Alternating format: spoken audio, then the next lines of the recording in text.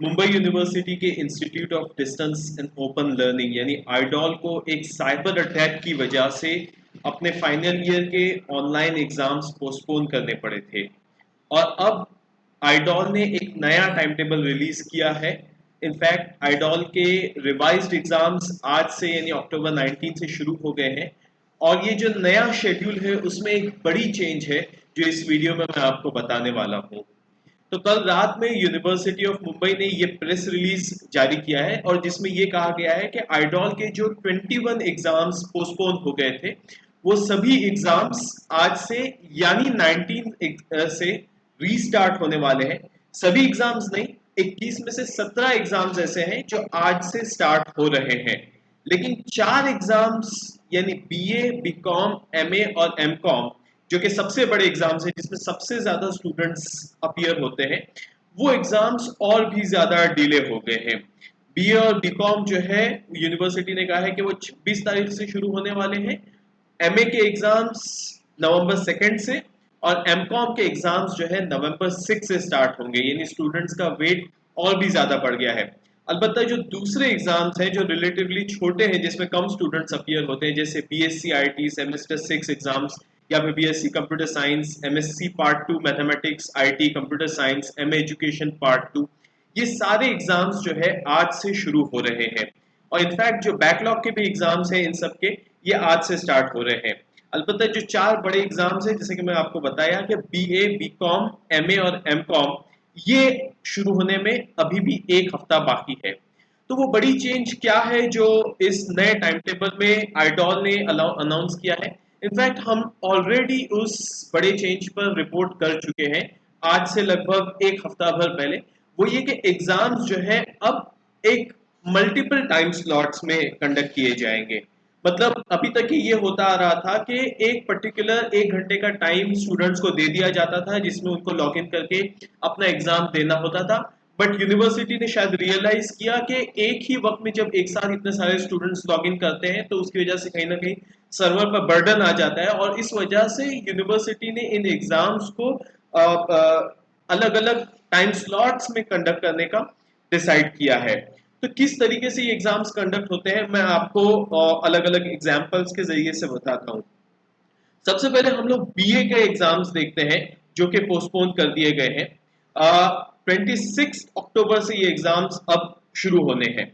तो इससे पहले जब बीए के एग्जाम्स है तो आईडॉल ने 1 बजे से लेकर 2 बजे, दोपहर 1 बजे से लेकर 2 बजे तक का टाइम स्लॉट दिया था।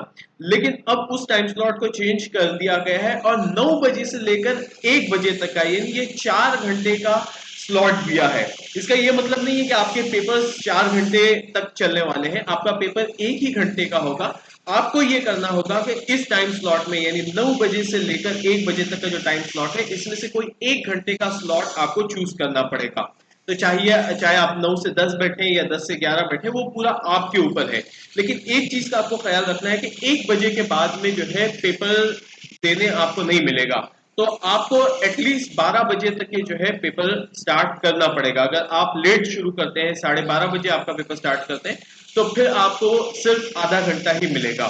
तो ये जो टाइम टेबल है इसकी लिंक्स मैं इस वीडियो के नीचे भी डाल दूंगा और आप जो है मुंबई यूनिवर्सिटी के आईडॉल की जो वेबसाइट है जो यहाँ पर आपको दिख रही है स्क्रीन पर, इस वेबसाइट पर भी यूनिवर्सिटी ने ये टाइम टेबल डाल दिए हैं।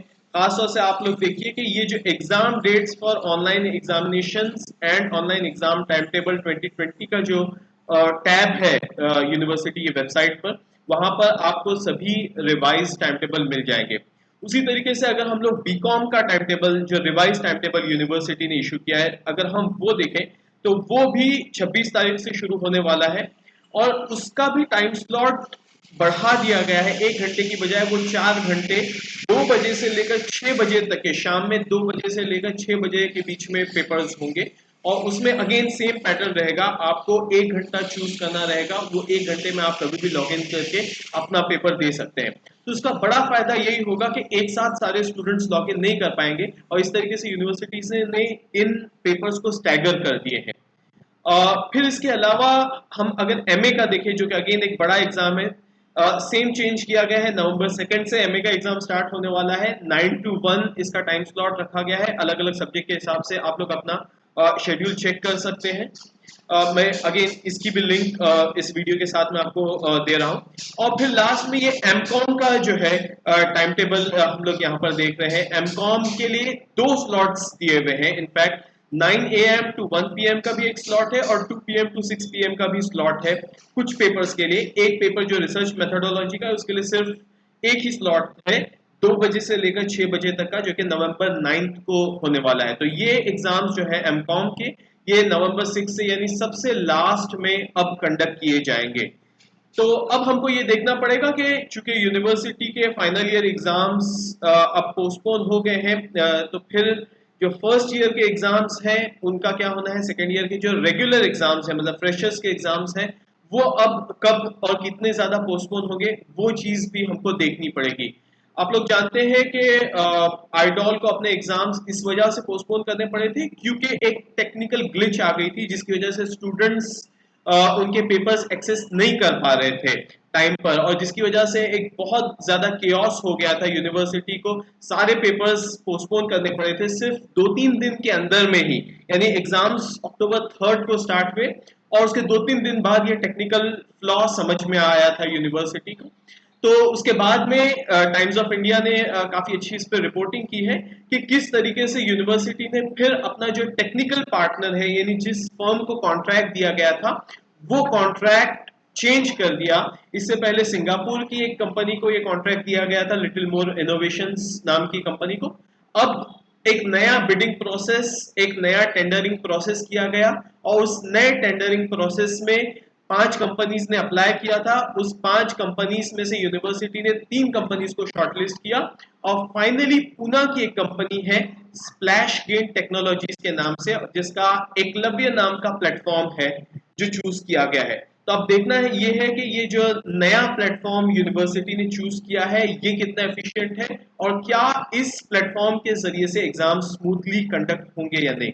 तो अगर आप लोग कोई डिफिकल्टी फेस कर रहे हैं इन पेपर्स में तो जरूर हमें बताइए कमेंट सेक्शन में। आप लोग अभी तक के एग्जाम्स में जो आप लोगों ने डिफिकल्टीज फेस की है हमें जरूर उसके बारे में बताइए, हम उसे ज्यादा से ज्यादा हाईलाइट करने की कोशिश करेंगे।